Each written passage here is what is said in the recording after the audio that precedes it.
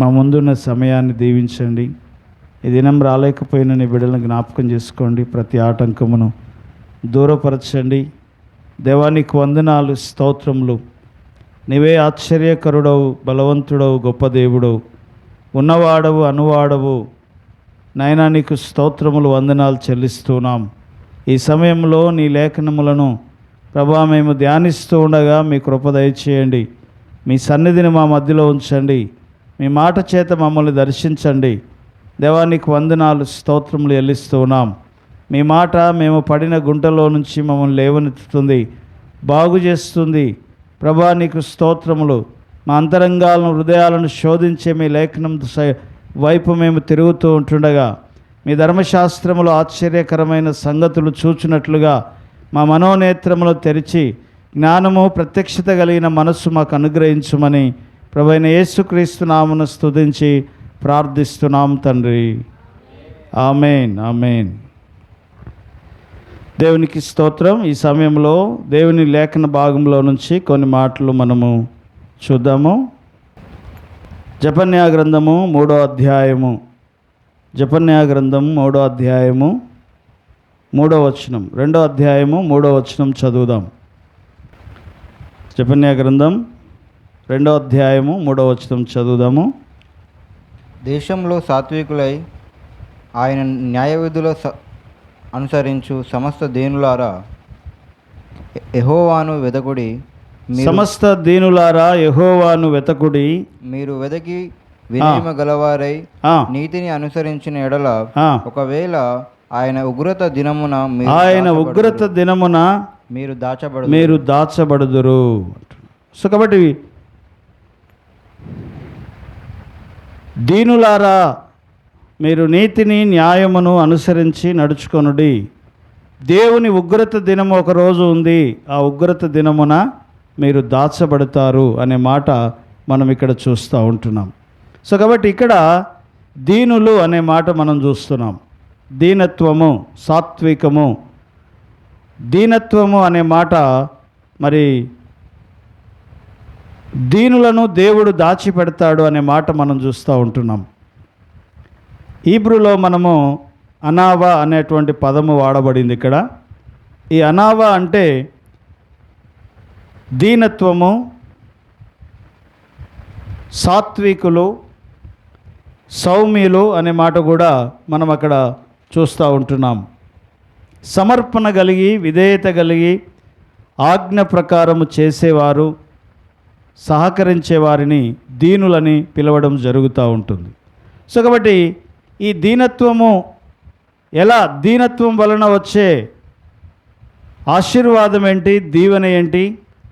ఈ దీనత్వాన్ని అనుసరించకుండా ఎవరైతే మరి గర్వముతో, అహంకారముతో నడుచుకున్నారో వాళ్ళ జీవితాలలో ఏం జరిగింది? తర్వాత ఈ దీనత్వం యొక్క ఫైనల్ రిజల్ట్ ఏముంటుంది అంటే, ఒకడు దీనుడుగా నడుచుకుంటే మరి ఎలాగున తాను ఉంటాడో మరి ఈ దినము మనము చూడబోతూ ఉంటున్నాం.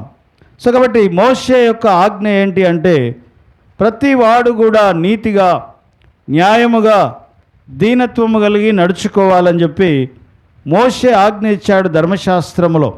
అదే మాటని జెఫన్యా ప్రవక్త మరి సెలవిస్తున్నటువంటి మాట, నీతి న్యాయము కలిగి నడుచుకొను దీనులారా రండి, యెహోవాను వెతకుడి, ఉగ్రత దినమున మీరు ఏమవుతారంట, దాచబడతారు అనే మాట మనం చూస్తూ ఉన్నాం. 2వ పేతురు పత్రిక 3వ అధ్యాయములో మనము గమనిస్తే అక్కడ దేవుని రాకడ సమయంలో ఏం జరుగుతూ ఉంది, మనుష్యులు ఎలా ఉంటారు అనే మాట మనం అక్కడ చూస్తూ ఉంటున్నాం. 2వ పేతురు పత్రిక 3వ అధ్యాయము 3వ వచనం నుంచి చదువుదాం.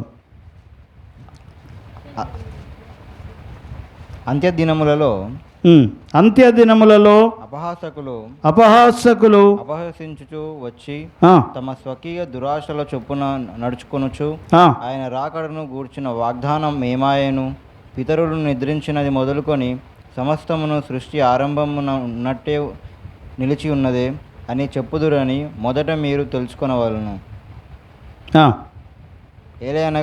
ఏలయనగా పూర్వము నుండి ఆకాశము ఉండననియు ఆ. నీళ్ళలో నుండి నీళ్ళ వలనను సమకూర్చబడిన భూమియు దేవుని వాక్యము వలన కలిగిన వారు బుద్ధిపూర్వకముగా మరుతురు. ఆ, ఆ నీళ్ళ వలన అప్పుడున్న లోకము నీటి వరదలలో మునిగి నశించెను. అయితే ఇప్పుడున్న ఆకాశమును భూమియు భక్తిహీనుల తీర్పును నాశనమును జరుగు దినము వరకు అగ్ని కొరకు నిలువ చేయబడినవై అదే వాక్యము వలన భద్రము చేయబడి ఉన్నవి. సో కాబట్టి అంత్యదినములలో అపహాసకులు ఎలా ఉంటారంట? అపహాసించుచూ వచ్చి తమ స్వకీయ దురాశల చొప్పున నడుచుకునేటువంటి వారుగా ఉంటున్నారు. అంటే గర్వంతో అహంకారంతో మరి తమను తాము హెచ్చించుకుంటూ తన దురాశల చొప్పున నడుచుకుంటారు అనే మాట మనము చూస్తూ ఉంటున్నాం. మనుషుల యొక్క వేషధారణ విషయంలో తమను తాము హెచ్చించుకొని తన ఇష్టం వచ్చినట్లుగా బ్రతికేటువంటి కాలము మనమున్నటువంటి లోకం అంట మరి చెడిపోయి ఉన్నటువంటి లోకం, మోస్ట్ కరప్టెడ్ వరల్డ్గా మనం చూస్తూ ఉంటున్నాం. అంటే ఎక్కడ చూసినా అన్యాయం అక్రమం విస్తరించినటువంటి లోకంలో మనము బ్రతుకుతూ ఉంటున్నాం. సో కాబట్టి తమను తాము హెచ్చించుకునేటువంటి స్థితిలో ఉన్నటువంటి లోకములో మనం ఉన్నాం. రోమాపత్రికలో మనం చూస్తాము 12వ అధ్యాయము 3వ వచనంలో నేడున్నటువంటి మనుషులు ఎలా ఉన్నారు? దీనత్వము ఏ మనుషులలో కనబడడం లేదు. ఎక్కడ చూసిన అహంకారము, గర్వము, అతిగా హెచ్చించుకోవడం అనేది లోకంలో మనము చూస్తూ ఉంటున్నాం. 12వ అధ్యాయం 3వ వచనం, తన్ను తాను ఎంచుకొనదగిన దానికంటే మరి ఎక్కువగా ఎంచుకొనక దేవుడు ఒక్కొక్కనికి విభజించి ఇచ్చిన విశ్వాస పరిమాణము చొప్పున ప్రకారము తాను స్వస్థ బుద్ధి గలవాడకుటకై తగిన రీతిగా తన్ను ఎంచుకొనవలెను. సో కాబట్టి తన్ను తాను ఉన్నదానికంటే అధికముగా ఎంచుకొని గర్వంతో అహంకారంతో మనుషులు ఈ లోకంలో బ్రతుకుతున్నట్లుగా మనము చూస్తూ ఉంటున్నాం. సో కాబట్టి దేవుని యందు అంటే ఈ సృష్టిలో దేవుడు ఏం కోరుతున్నాడు? ఒక మనిషి నుంచి దేవుడు ఏం కోరుతున్నాడు? నీతిగా నడుచుకోవాలి, న్యాయంగా నడుచుకోవాలి, దీనత్వం కలిగి నడుచుకోవాలి, దయగలిగి నడుచుకోవాలి అనే విషయాన్ని దేవుడు మనుషుల నుంచి ఆయన ఏం చేస్తున్నాడట? కోరుతున్నాడు అనే మాట మనం చూస్తూ ఉంటున్నాం. సామెతల గ్రంథం 1వ అధ్యాయం 7వ వచనంలో మనం చూస్తాం, దేవుని యందు భయభక్తులు కలిగి ఉండుట వలన మనకు జ్ఞానము కలుగుతుంది అనే మాట. హల్లెలూయా. 1వ అధ్యాయం 7వ వచనం, యెహోవా యందు భయభక్తులు కలిగి ఉండుట తెలివికి మూలము. మూర్ఖులు జ్ఞానమును ఉపదేశమును తిరస్కరించుదురు. కాబట్టి జ్ఞానము ఉపదేశం మనకి ఎక్కడ దొరుకుతుంది అంట? దేవుని యందు భయభక్తులు కలిగి ఉండుట వలన దొరుకుతుంది. దేవుని యందు భయభక్తులు కలిగి ఉండుట వలన జ్ఞానం వస్తుంది. అయితే మూర్ఖులు ఏం చేస్తారంట? జ్ఞానమును ఉపదేశమును తిరస్కరిస్తారు. ఆ ఉపదేశం మనకు ఎక్కడంటే దేవుని వాక్యంలో మనకు ఉపదేశం దొరుకుతూ ఉంటుంది. పరిశుద్ధ దేవుని గురించినటువంటి తెలివిని విసర్జిస్తూ ఉన్నారు. అంటే పరిశుద్ధ దేవుని గురించినటువంటి వివేచన, పరిశుద్ధ దేవుని గురించినటువంటి తెలివి లేని మనుషులుగా నేడు ఈ లోకంలో మరి ఉన్నట్లుగా మనం చూస్తాం. అందులోనే 9వ అధ్యాయము సామెతల గ్రంథం 9వ అధ్యాయం 10వ వచనంలో మీరు గమనించండి. మనము ఒక మనిషి దీనుడుగా ఉండుట వలన ఏం జరుగుతుంది? దీనుల యొద్ద జ్ఞానము దొరుకుతుందంట. 9వ అధ్యాయం 10వ వచనం, యెహోవా యందు భయభక్తులు కలిగి ఉండుట వలన జ్ఞానమునకు మూలము. పరిశుద్ధ దేవుని గూర్చిన తెలివియే వివేచనకు ఆధారము. సో కాబట్టి నీకు జ్ఞానం కావాలంటే ఏం చేయాలంట? దేవుని యందు భయము భక్తి కలిగి ఉండుట అనేది జ్ఞానమునకు మూలము అని లేఖనం చెప్తా ఉంది. పరిశుద్ధ దేవుని గూర్చినటువంటి తెలివి ఎవరైతే కలిగి ఉంటారో వారి యొక్క వివేచనకు అది ఆధారం అవుతుంది అనే మాట మనం చూస్తూ ఉంటున్నాం. కాబట్టి ఈ తెలివి లేదు, కానీ ఏం తెలివి ఉంది? అధిక తెలివి ఉంది మనకి. లోక సంబంధమైనటువంటి తెలివి, పనికిమాలిన తెలివి, పనికిమాలిన విషయాల గురించి చాలా తెలివి ఉంది. మనము ప్రదర్శిస్తాం. కానీ దేవుని యందు ఏది జ్ఞానానికి మూలమో ఆ జ్ఞానమునకు మూలమైన తెలివిని మనం ప్రదర్శించడం లేదు. ఏ దేవుని పరిశుద్ధ దేవుని గూర్చిన జ్ఞానము వివేచన ఎవరైతే కలిగి ఉంటారో వారు వివేకంతో నడుచుకుంటారు అనే మాట కూడా మనం ఇక్కడ చూస్తూ ఉంటున్నాం.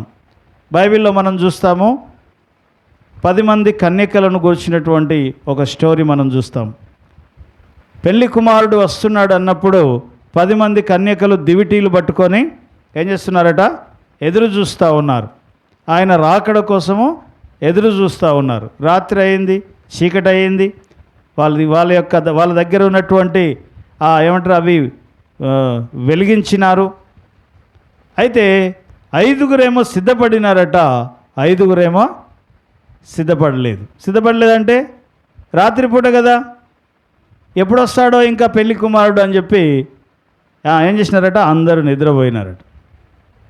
పెళ్లి కుమారుడు వస్తున్నాడని చాటింపు వేయగానే వాళ్ళ దివిటీలను వెలిగించుకొని రెడీగా నిలబడ్డారట.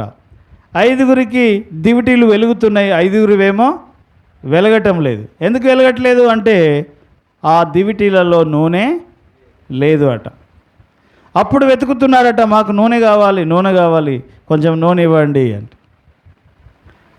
అక్కడ వీళ్ళు ఏం చేయలేదంటే సిద్ధపడి లేరన్నమాట. 5గురు సిద్ధపడి ఉన్నారు, 5గురేమో సిద్ధపాటు లేని స్థితిలో ఉంటున్నారు అనే మాట మనం అక్కడ చూస్తూ ఉంటున్నాం. సో హోషేయ గ్రంథంలో మనం చూస్తాము. హోషేయ గ్రంథము 4వ అధ్యాయము 6వ వచనం. సిద్ధపడి ఎందుకు లేరు అంటే వారికి జ్ఞానము లేదు.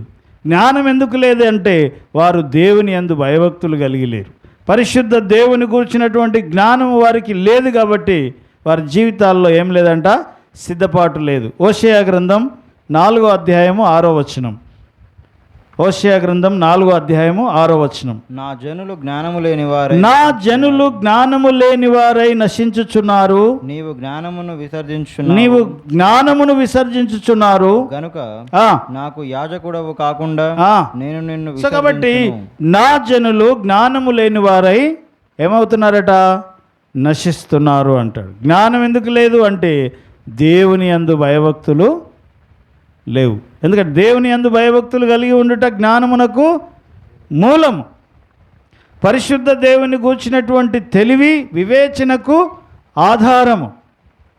నీ పరిశుద్ధ దేవుని గూర్చిన తెలివి నీకు ఎప్పుడైతే ఉంటుందో అప్పుడు నువ్వు వివేకముగా నీవు నడుచుకోవడానికి ఆధారం ఉంటుంది అనే మాట మనం ఇక్కడ చూస్తున్నాం. అందుకని జనులు ఎలా నశిస్తున్నారంటే ఆహారము లేక కాదు నశించేది, తిండి లేక కాదు నశించేది, జ్ఞానము లేక నశిస్తున్నారంట. హల్లెలూయా. ఎలా నశిస్తున్నారు? ఏది మంచో ఏది చెడో తెలియకుండా ఉండడం, చెడు అలవాట్లు కలిగి నడుచుకోవడం, దానివల్ల వారి నాశనాన్ని వాళ్ళే కొని ఏం చేస్తున్నారట?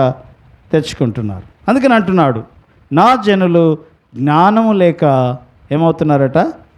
నశిస్తున్నారు అనే మాట మనం అక్కడ చూస్తున్నాం. ఇర్మియా గ్రంథం 4వ అధ్యాయం 22వ వచనంలో తెలివి జ్ఞానము వారికి దూరంగా ఉంది అట.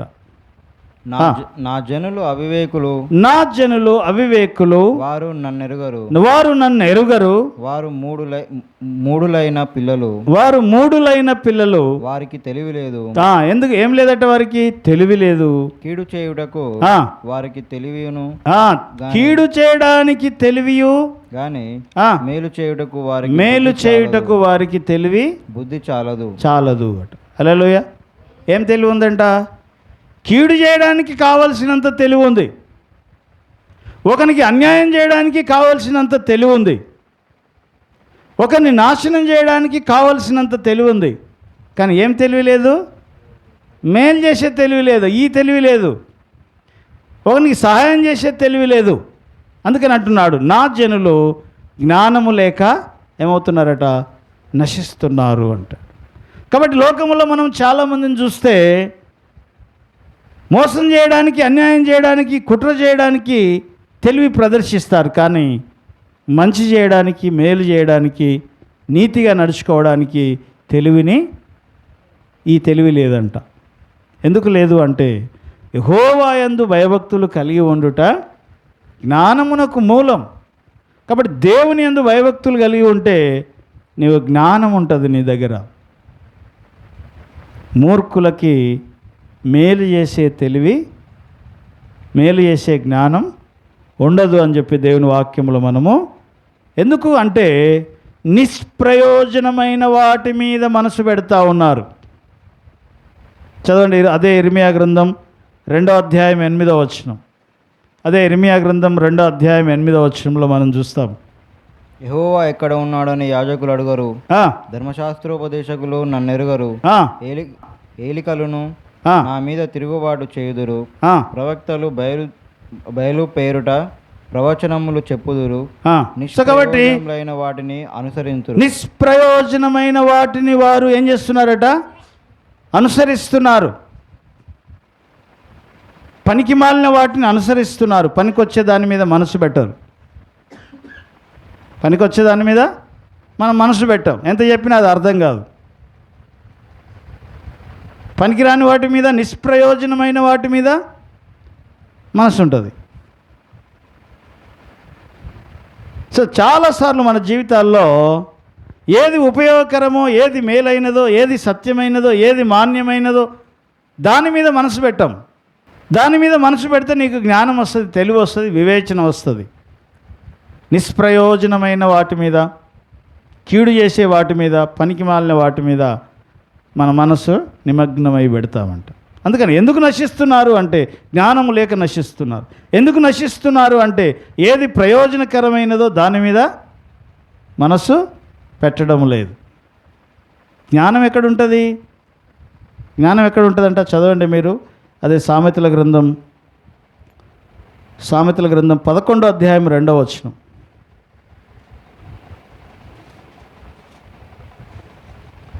11వ అధ్యాయం 2వ వచనం. అహంకారము వెంబడి అవమానము వచ్చును. అహంకారము వెంబడి అవమానము వచ్చును. వినయము గలవారి యొద్ద వినయము గలవారి యొద్ద జ్ఞానమున్నది. ఏముందంట? ఎక్కడుందంట జ్ఞానం? చెప్పండి, ఎక్కడుంది? వినయము గలవారి యొద్ద జ్ఞానం ఉంది. సాత్వికుల యొద్ద జ్ఞానం ఉంది, అహంకారుల యొద్ద కాదు.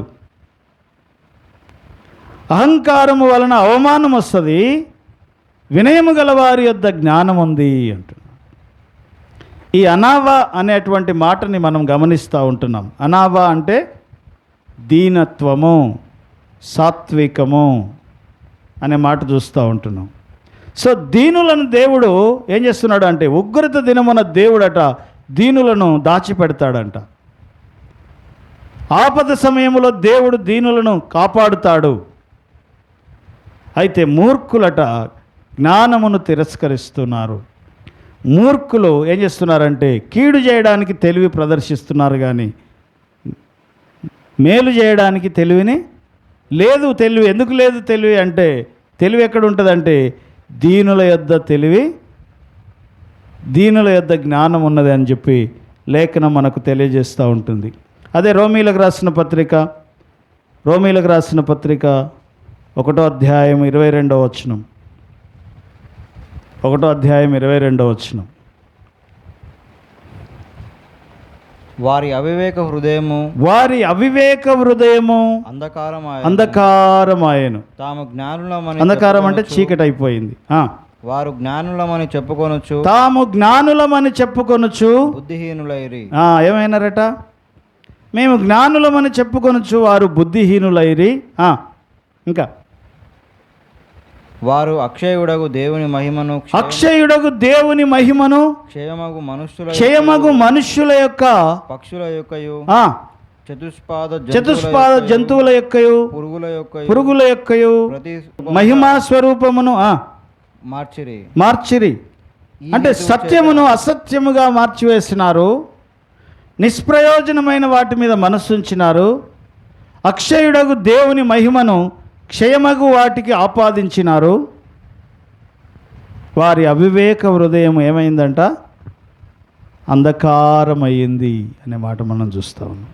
సో కాబట్టి మన జీవితంలో ఏది ప్రయోజనకరమైనది, ఏది మేలైనది దాని మీద మనసు పెట్టాలి. జ్ఞానం ఎక్కడుంటుంది? యెహోవా యందు భయభక్తులు గలవారి యొద్ద జ్ఞానము ఉంటుంది, వినయము గలవారి యొద్ద జ్ఞానం ఉన్నది అని చెప్పి లేఖనము స్పష్టంగా చెప్తుంది.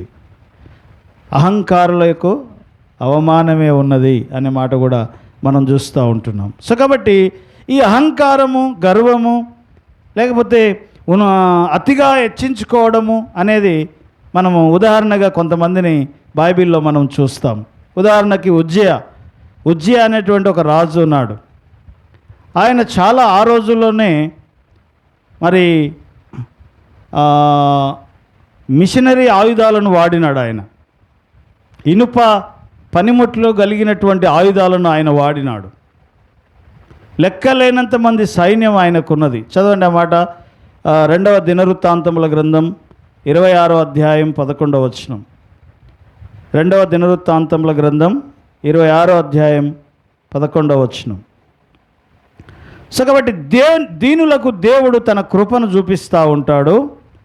అదే రీతిగా మరి దీనుల యొద్ద జ్ఞానము దొరుకుతుంది, దీనులు దేవుని యందు భయభక్తులు కలిగి ఉంటారు అని చెప్పి మనం ఇప్పటిదాకా చూస్తున్నాం. ఇప్పుడు ఆ దీనత్వాన్ని విడిచి అహంకారంతో ప్రవర్తించినటువంటి కొంతమంది వ్యక్తుల గురించి మనము చూద్దాము.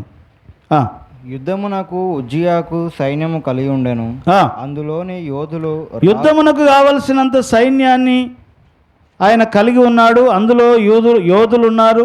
రాజు అధిపతులలో హనన్య అనువాని చేతి క్రింద నుండి యెహీయేలును ప్రధానమంత్రులు ఉన్నారు. మాయాషయ అనే వ్యక్తి ఉన్నాడు. నెతియేలు ఉన్నాడు. లెక్క ఎంతైనదని చూచి వారిని పటాలముగా ఏర్పరచువారై ఉండిరి. వారి పితరుల ఇండ్ల పెద్దల సంఖ్యను బట్టి పరాక్రమశాలులు 2600 మంది. పరాక్రమశాలులు 2600 మంది. రాజుకు సహాయం చేయుటకు శత్రువులతో యుద్ధం చేయుటకు పేరు పొందిన పరాక్రమశాలురైన 3,07,000 మంది. తర్వాత వారి చేతి కింద ఉండెను. ఉజ్జియా సైన్యం అంతటి డాళ్లను, ఈటలను, శిరస్త్రాణములను, కవచములను, విల్లులను, వడిసేలను చేయించెను. మరియు అతడు అంబులనేమి పెద్ద రాళ్లను ప్రయోగించేటువంటి ఉపాయశాలులు కల్పించిన యంత్రములను యెరూషలేములో చేయించి దుర్గములలో, బురుజులలో పెట్టించెను. అతడు స్థిరపడు వరకు అతనికి ఆశ్చర్యకరమైన సహాయము కలిగెను, అతని కీర్తి దూరముగా వ్యాపించెను అంటున్నాడు. శ్రీ ఉజ్జియా సైన్యపరంగా లక్షల్లో సైన్యం ఉన్నది, వేలల్లో అధిపతులు ఉన్నారు. తర్వాత అతనికి అన్ని రకాల ఆయుధాలు అతనికి ఉన్నవి. అయితే ఇతడు మరి దేవుని యందు భయభక్తులు కలిగి ఉన్నంత కాలం అతడు స్థిరపడేంత వరకు ఆశ్చర్యకరమైనటువంటి సహాయం అతనికి కలిగింది. ఎవరికి? ఉజ్జియాకి. అయితే అతడు స్థిరపడిన తరువాత అనే మాట 16వ వచనంలో మనం చూస్తూ ఉన్నాం. 16వ వచనంలో అయితే అతడు స్థిరపడిన తరువాత అతడు మనస్సున గర్వించి చెడిపోయాను. అతడు ధూపపీఠము మీద ధూపము వేయుటకు ఏం చేశాడంటే అతడు గర్వించి చెడిపోయాడు అనే మాట చూస్తున్నాం. తర్వాత ఎందుకు గర్వించి ఏం చేశాడు అంటే, దేవుని ఆలయములోనికి వెళ్ళి, ఈయన ఒక రాజు, దేవుని ఆలయంలోనికి వెళ్ళి యాజకులు వేయవలసినటువంటి ధూపాన్ని ఈయన తీసుకొని నేనే వేస్తా అని చెప్పి ఏం చేసినాడంట, ధూపం వేయడానికి బలిపీఠము దగ్గరికి వెళ్ళినాడు, ధూపవేదిక దగ్గరికి వెళ్ళినాడు. అప్పుడు ఏం జరిగింది అంటే మనం చూస్తాము 19వ వచనంలో, ఉజ్జియా ధూపము వేయటకు ధూపార్తిని చేత పట్టుకొని రౌద్రుడై యాజకుల మీద కోపము చూపెను. యెహోవా మందిర ధూప పీఠము ప్రక్కన అతడు ఉండగా యాజకులు చూచుచూనే ఉన్నప్పుడు అతని నొసట కుష్టు రోగము పుట్టెను. ఏమన్నాడంట, అతడు స్థిరపడేదాకా అతనికి ఆశ్చర్యకరమైన సహాయం కలిగింది. దీనుడుగా ఉన్నప్పుడు, దేవుని యందు భయభక్తులు కలిగి ఉన్నప్పుడు, యెహోవాను అనుసరించినప్పుడు అతని జీవితంలో ఎలా ఉందట, అతడు స్థిరపడేంత వరకు దేవుని ఆశ్చర్యకరమైన సహాయము అతనికి దొరికింది. అయితే ఎప్పుడైతే అతడు గర్వించాడో, స్థిరపడిన తర్వాత ఎప్పుడైతే అతడు అహంకారాన్ని ప్రదర్శించాడో ఏం జరిగింది? అతని నొసట కుష్ఠము పుట్టి మరణం వరకు ఆ కుష్ఠతోటే అతడు ఉన్నాడు. హల్లెలూయా. సో కాబట్టి గర్వము ఏం చేస్తుందంట? నాశనమునకు ముందు ఏం నడుస్తుంది? నాశనమునకు ముందు గర్వము ఉంటుందంట. అందుకనే హిజ్కియా గర్వాన్ని ప్రదర్శించాడు, చివరికి ఏమైపోయాడు?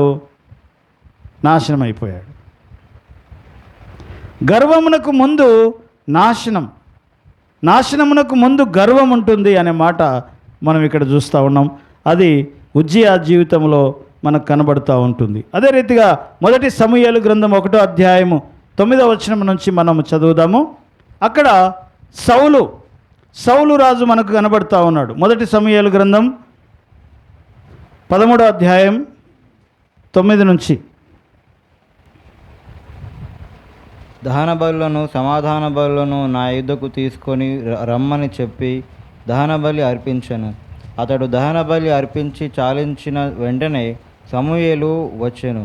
సౌలు అతనిని కలుసుకొని అతనికి వందనము చేయుటకై బయలుదేరగా సమూయేలు అతనితో నీవు చేసిన పని ఏమని అడిగాను. అందుకు సౌలు, జనులు నా యుద్ధ నుండి చెదిరిపోవుటయు, నిర్ణయకాలమున నీవు రాకపోవుటయు, ఫిలిస్తీయులు మిక్మషులో కూడి ఉండుటకు నేను చూచి ఇంకను యెహోవాను పరచక మునుపే ఫిలిస్తీయులు గిల్గాలునకు వచ్చి నా మీద పడుదురని అనుకొని నా అంతటా నేను సాహసించి దహన బలి అర్పించ అనెను. అందుకు సమూయేలు ఇట్లనెను, నీ దేవుడైన యెహోవా నీకిచ్చిన ఆజ్ఞను గైకొనక నీవు అవివేకపు పని చేసితివి. నీ రాజ్యమును ఇశ్రాయేలుల మీద సదాకాలము స్థిరపరచుటకు యెహోవా తలచి ఉండెను. అయితే నీ రాజ్యము నిలవదు. యెహోవా తన చిత్తానుసారమైన మనసు గల యుగని కనుగొని ఉన్నాడు. చాలు. సో కాబట్టి ఇక్కడ సౌలుని మనం చూస్తూ ఉంటున్నాం. సౌలు ఆయన రాజు. అయితే యాజకుడు వచ్చి లేకపోతే సమూయేలు వచ్చి ఆ అర్పణ బలి అర్పించాలి. కానీ సమూయేలు రాకముందుకే జనులకు భయపడి లేకపోతే ఫిలిస్తీయులు వచ్చేస్తున్నారని చెప్పి భయపడిపోయి దేవుని మీద విశ్వాసం ఉంచకుండా ఏం చేసినాడట? బలి అర్పించేసినాడు ముందే. అప్పుడు సమూయేలు అంటున్నాడు ఏమని? దేవుని ఆజ్ఞను అనుసరించలేదు, నీవు ఆజ్ఞను మీరినావు. బలులు అర్పించుట కంటే మాట వినుట శ్రేష్టము కదా. సో కాబట్టి ఆజ్ఞ అనుసరించుట అనేది దేన్ని చూపిస్తుంది అంటే సాత్వికాన్ని చూపిస్తుంది, దీనత్వాన్ని చూపిస్తూ ఉంది. కాబట్టి దేవుని ఆజ్ఞ అనుసరించడం అనేది దేవుడు ఒక మాట చెప్పాడు, ఆ మాటను మనం అనుసరించాలి. అలా అనుసరిస్తున్నావు అంటే నువ్వు దీనత్వం కలిగి ఉన్నావు, నువ్వు సాత్వికుడివై ఉన్నావు అనే మాట మనం చూస్తాం. మన ప్రభు అయిన యేసు మత్తయి సువార్త 11వ అధ్యాయము చివరి వచనములో అంటాడు, ఏమంటాడు? నేను సాత్వికుడను దీన మనసు గలవాడను, నా యొద్దకు వచ్చి నేర్చుకొనుడి అంటాడు. ఎవరంటే ఆయన? 11వ అధ్యాయము మత్తయి సువార్త 11వ అధ్యాయము 29వ వచనం. నేను సాత్వికుడను దీన మనసు గలవాడను గనుక నా మీద నా కాడి ఎత్తుకొని నా యొద్దకు వచ్చి నా కాడి ఎత్తుకొని నా యొద్ద నేర్చుకొనుడి. ఎవరైనా యేసయ్య ఎవరంట? దీన మనసు కలిగిన వాడు సాత్వికుడు. దేవుని ఆజ్ఞను నెరవేర్చడం అనేది మన దీనత్వాన్ని చూపిస్తూ ఉంది, మన యొక్క సాత్వికాన్ని చూపిస్తూ ఉంది. ఆత్మలో దీనులైన వారు ధన్యులు,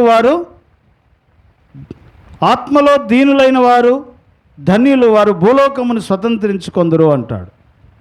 సో అక్కడ వ్యక్తిగత జీవితంలో మనం దేవుని ఆజ్ఞను పాటించడం అనేది మన యొక్క దీనత్వాన్ని చూపిస్తూ ఉంది. కాబట్టి సౌలు ఏం చేసినాడంటే మొట్టమొదటి రాజు, ఇశ్రాయేలులకు మొదటి రాజు. దేవుడు తలంచాడంటే ఏమని?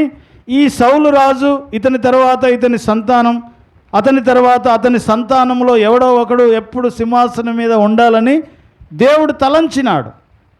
కానీ దేవుడిచ్చినటువంటి ఆజ్ఞను పాటించలేదు గనక అహంకారాన్ని ప్రదర్శించినాడు. కాబట్టి గర్వమును ప్రదర్శించినాడు కాబట్టి, ఉన్నదానికంటే తనను తాను హెచ్చించుకున్నాడు కాబట్టి దేవుడు ఏం చేసినాడంట, అతని రాజ్యము నిలవదు అని చెప్పి అక్కడ అన్నట్లుగా తన చిత్తానుసారమైన ఇంకొకరిని దేవుడు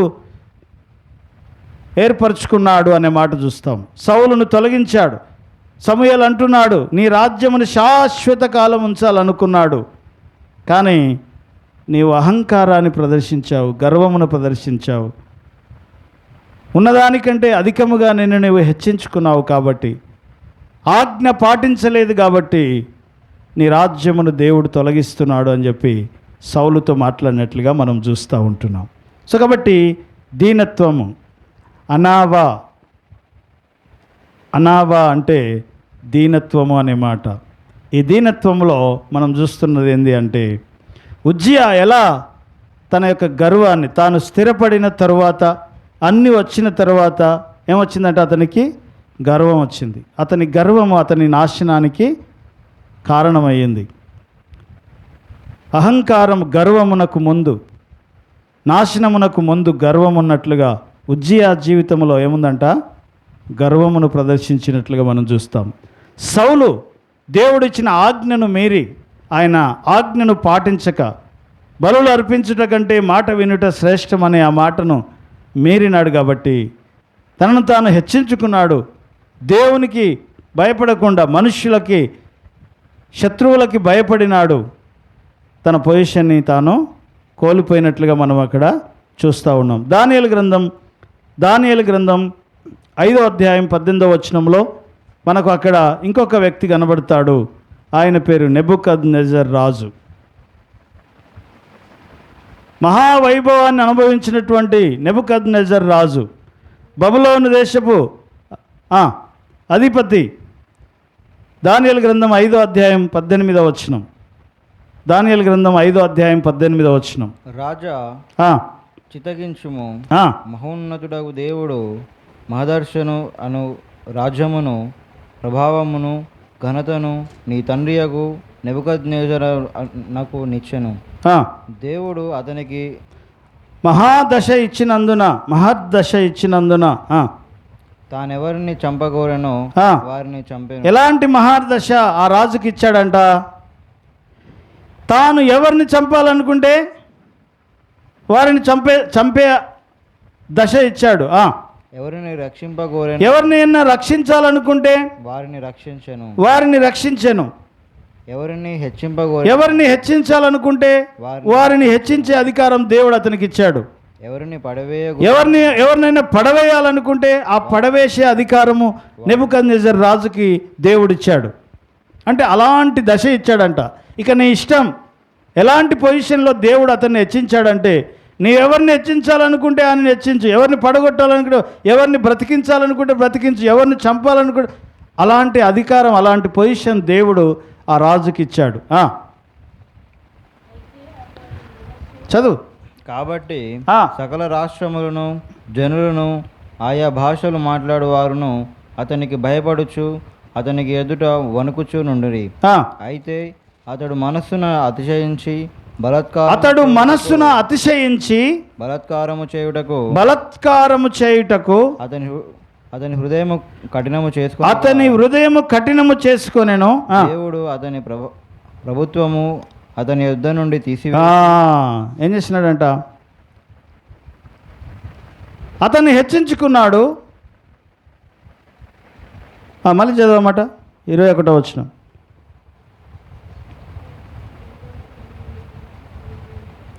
అయితే అతడు మనస్సును అతిశయించి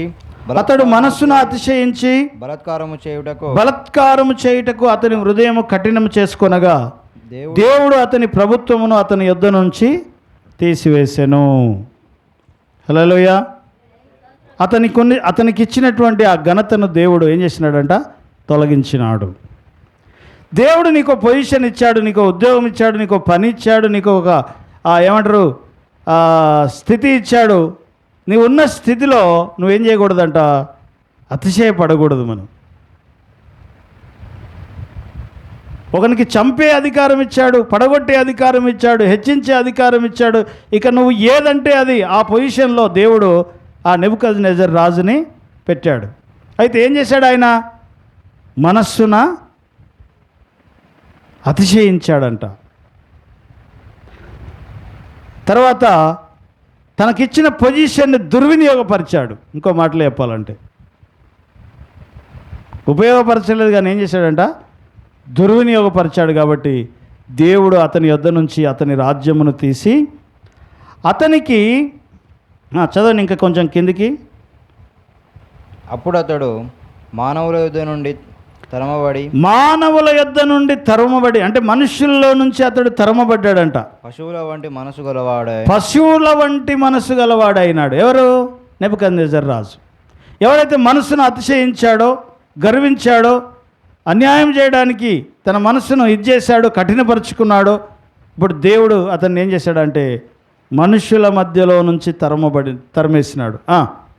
మహోన్నతుడగు దేవుడు మానవుల రాజ్యములు ఏలుచు ఎవరిని స్థాపింపగోరునో, మానవుల రాజ్యముల మీద ఎవరిని స్థాపించగోరునో వారిని స్థాపించును. అతడు తెలుసుకున్న వరకు, అతడు తెలుసుకునేంత వరకు అతడు అడవి గాడిదల మధ్య నివసించాను. ఎక్కడికి వెళ్ళిపోయాడంట? గర్వించినాడు కాబట్టి దేవుడు అతన్ని మనుషుల్లోంచి బయటికి వెళ్ళగొట్టినాడు. పశువు సంబంధమైన మనసు ఇచ్చాడంట.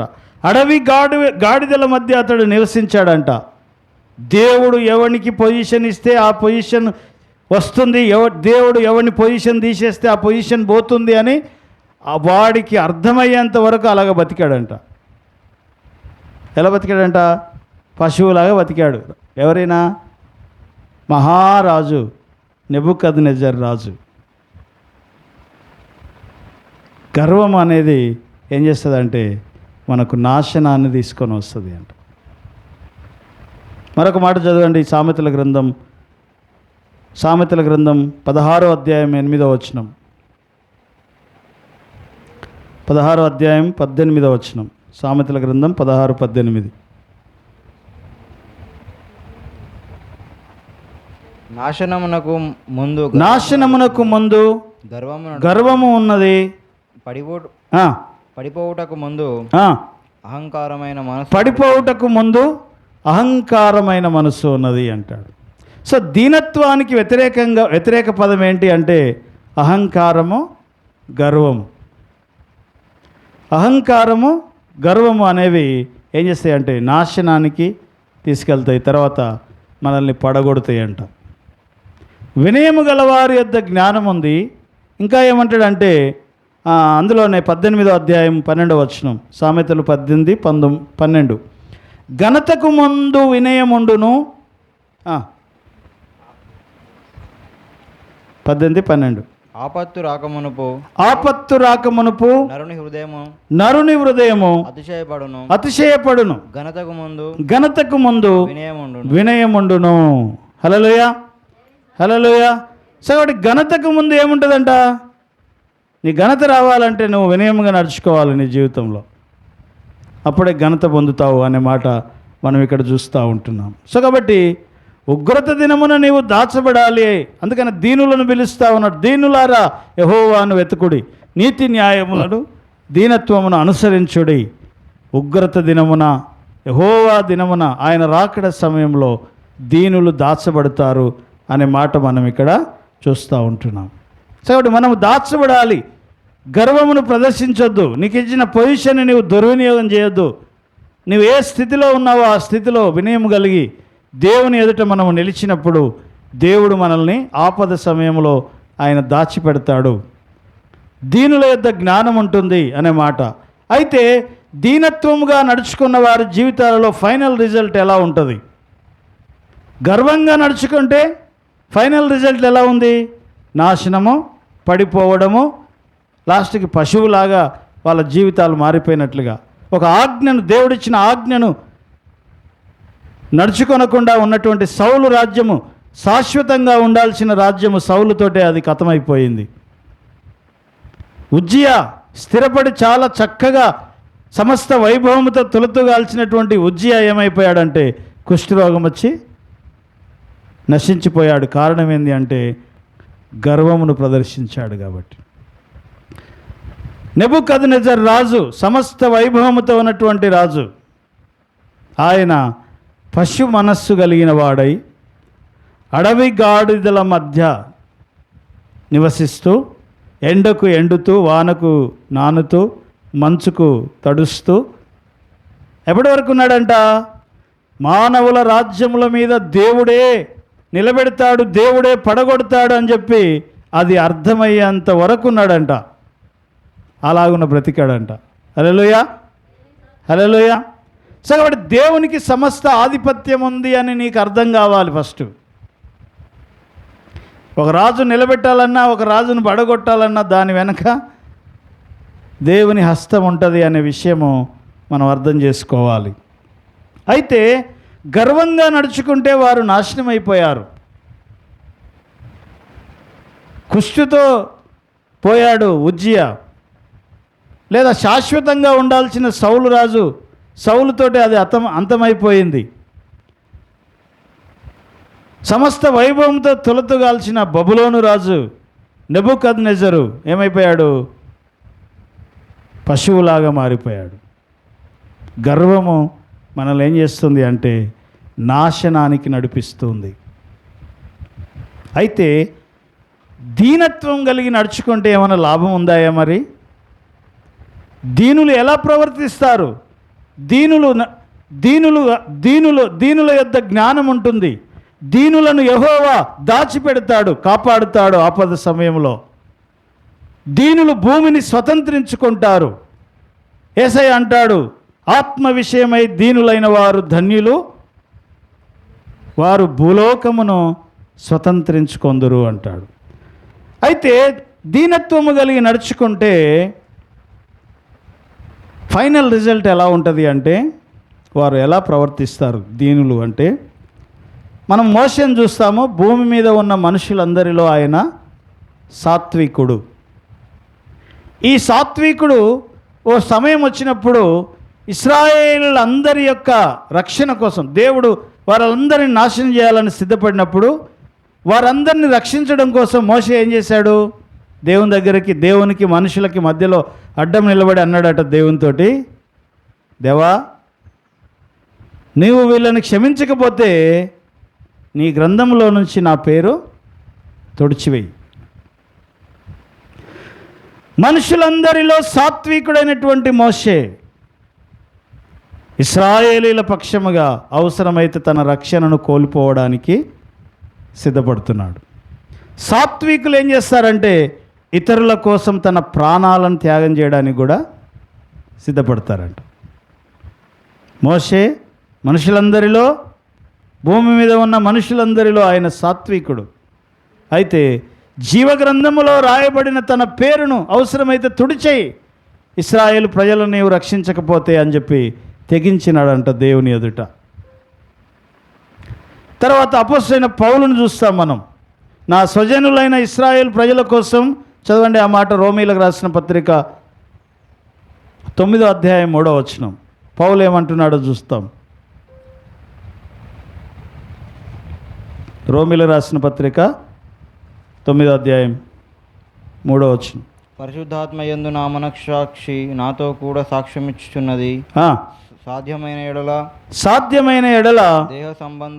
దేహ సంబంధులైన నా సహోదరుల కొరకు నేను క్రీస్తు నుండి వేరై శాపగ్రస్తుడనై ఉండగోరుచున్నాను అంటాడు. దీనుల యొక్క ఫైనల్ రిజల్ట్ ఎలా ఉంటుంది అంటే తమ రక్షణను కోల్పోవడానికి కూడా సిద్ధపడ్డారు. మోషేను చూస్తున్నాం మనం. ప్రభువా, నీ గ్రంథంలో నుంచి వీళ్ళని క్షమించకపోతే నీ గ్రంథంలోంచి నా పేరు తుడిచే అంటున్నాడు. పౌలును చూస్తున్నాము.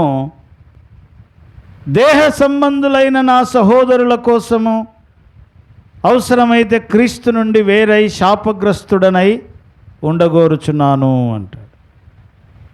ఇక మూడో వ్యక్తిని చూస్తాం మనం. నేను సాత్వికుడను, దీన మనసు గలవాడను అన్నటువంటి మన ప్రభు అయిన యేసుక్రీస్తు ఏమన్నాడు? ఏం చేశాడు? ఆయన మనందరి కోసము తన ప్రాణమును బలిగాను అర్పణగాను అర్పించినాడు. ఆయన తన ప్రాణం పెట్టినాడు. యేసు ప్రభు వారు దీనుడు, సాత్వికుడు. మోషే భూమి మీద ఉన్న మనుషులందరిలో సాత్వికుడు. అపోస్తలుడైన పౌలు తన సహోదరుల కొరకు తన రక్షణను వదులుకోవడానికి సిద్ధపడుతున్నాడు. దానికోసమే కదా ఆయన ప్రయాసం అంతా, రక్షణ కోసమే కదా మనం చేసేదంతా. ఆ రక్షణను కూడా అవసరమైతే కోల్పోవడానికి సిద్ధపడే అంతగా త్యాగం చేసేవారు ఎవరు అంటే దీనులు, సాత్వికులు అనే మాట మనం ఇక్కడ చూస్తూ ఉంటున్నాం. సో కాబట్టి అపరాధముల విషయంలో, పాపముల విషయంలో చచ్చిన స్థితిలో ఉన్నటువంటి మన కొరకి, శత్రువులమై ఉండగా, పాపులమై ఉండగా, దుర్మార్గులమై ఉండగా మన కొరకి యేసు ప్రభువారు తనను తాను ఏం చేసినాడంట? అప్పగించుకున్నాడు అంటాడు. సమర్పణ, సాత్వికము, దీనత్వము అంటే అందులో ఏముంటుందంట? సమర్పణ ఉంటుంది. అబ్రహాము దేవుని ఆజ్ఞను నెరవేర్చుట కోసం తన కుమారుని తీసుకొని వెళ్ళి బలి అర్పించడానికి సిద్ధపడినాడు. ఎందుకంటే తన ఆజ్ఞకు, దేవుడిచ్చిన ఆజ్ఞకి ఆయన దీనుడై తన కుమారుని తీసుకొని వెళ్ళినట్లుగా చూస్తాం. సో కాబట్టి దీనత్వానికి వ్యతిరేకంగా ఉన్నటువంటి పదం గర్వం. గర్వంతో నడుచుకున్న ముగ్గురు మనుషులను మనం చూసాము. ఉజ్జియా, సౌలు, నెబుకద్నెజర్ రాజును చూసాము. వారు గర్వంతో నడుచుకున్నారు. వారి అంతము నాశనము వారు కోరి తెచ్చుకున్నారు. నాశనమునకు ముందు గర్వముండును, అయితే ఘనతకు ముందు వినయముండును. సో కాబట్టి ఈ వినయంగా నడుచుకున్న వారు ఎలాంటి ఘనత పొందారు? అందులో మనం మోషేను చూస్తున్నాం. మోషే ధర్మశాస్త్రం అంతటికి పితామహుడు. మోషే ఈ భూమి మీద ఉన్నటువంటి 3 మతాలకు ఆధారమైనటువంటి వాడు. అంతగా మోషేని హెచ్చింపబడినాడు. మోషేతో దేవుడు అంటాడు, ఇతడు నా స్నేహితుడు. ముఖాముఖిగా మోషేతో దేవుడు మాట్లాడినాడంట.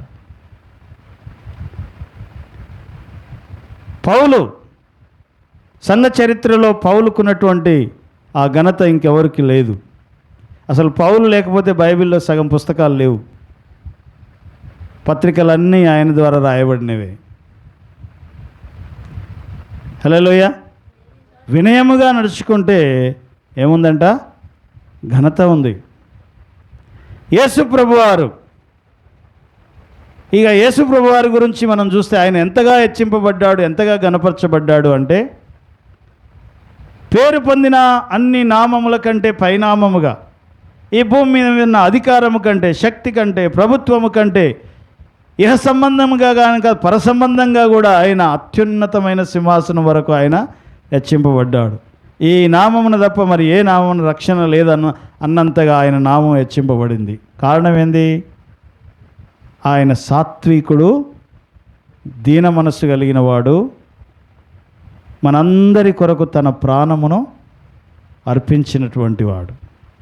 కాబట్టి ఘనతకు ముందు ఏముంటుంది చెప్పండి? ఘనతకు ముందు వినయం ఉంటుంది. నాశనానికి ముందు ఏముంటుంది? గర్వం ఉంటుంది. సో ఈ అనావ అనేటువంటి పదాన్ని మనం ధ్యానం చేస్తూ ఉంటున్నాం. సో అనావ అంటే సాత్వికము, దీనత్వము, ఆత్మలో దీనత్వము, ఆత్మ సంబంధమైన దీనత్వాన్ని మనము చూస్తూ ఉంటున్నాం. సో కాబట్టి ఆజ్ఞ నెరవేర్చే విషయంలో సాత్వికము కావాలి. తర్వాత సమర్పణ విషయంలో మనకు సాత్వికం కావాలి.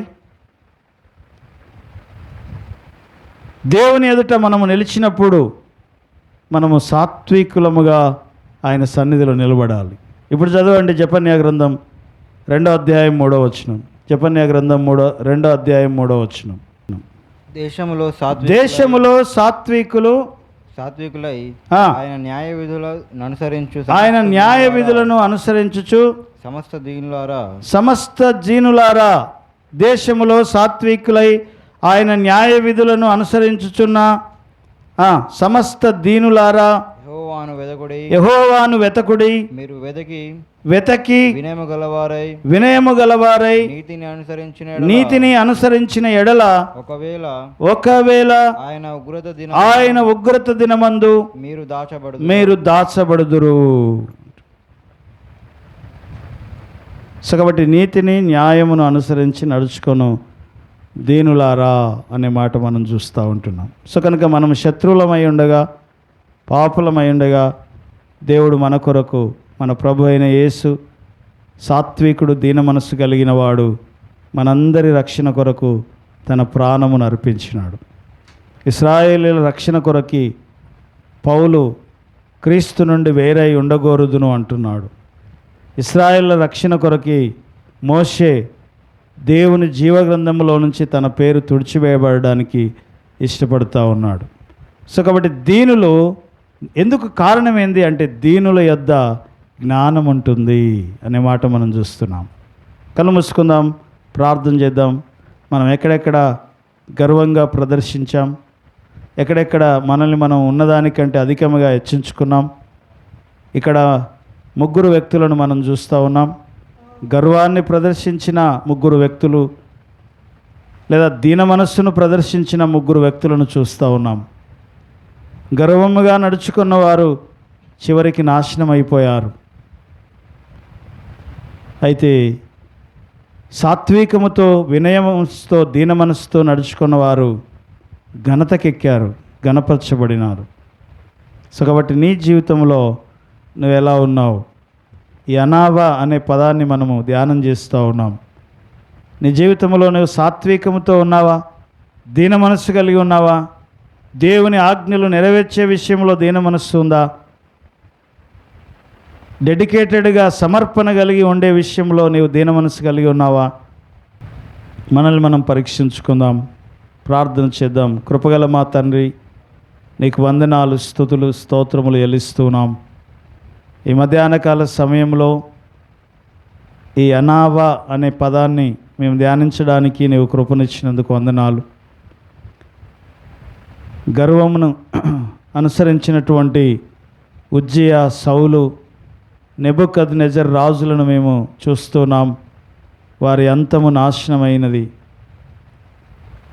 ప్రభువా, మరి దీన మనస్సు కలిగి నడుచుకున్నటువంటి మనుషులందరిలో సాత్వికుడైన మోషేను మేము చూస్తున్నాం.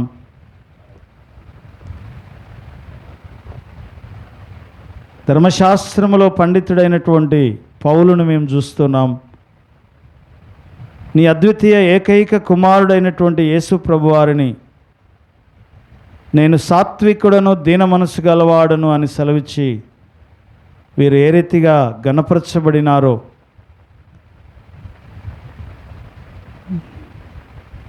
ఘనతకు ముందు వినయముండును అన్న మీ మాటను బట్టి నీకు స్తోత్రములు చెల్లిస్తూ ఉన్నాం. మా జీవితాలలో తండ్రి, మరి దీన మనస్సు కలిగి జ్ఞానముతో నడుచుకొనుటకు, భయభక్తులు కలిగి జ్ఞానమునకు ఆధారమైనటువంటి, మూలమైనటువంటి భయభక్తులు మేము కలిగి ఉండుటకు సహాయం చేయండి. పరిశుద్ధ దేవుని గూర్చిన తెలివి, ఏది వివేచనకు ఆధారమై ఉన్నదో ఆ తెలివిని మాకు దయచేయమని ప్రార్థన చేస్తూ ఉన్నాం. ఈ మాటలు విన్నటువంటి బిడ్డలను దీవించండి. వారి వ్యక్తిగత జీవితాలను మీరు ఆశీర్వదించమని ప్రభువైన యేసుక్రీస్తు నామమున స్తుతించి ప్రార్థిస్తున్నాం తండ్రి. ఆమేన్, ఆమేన్.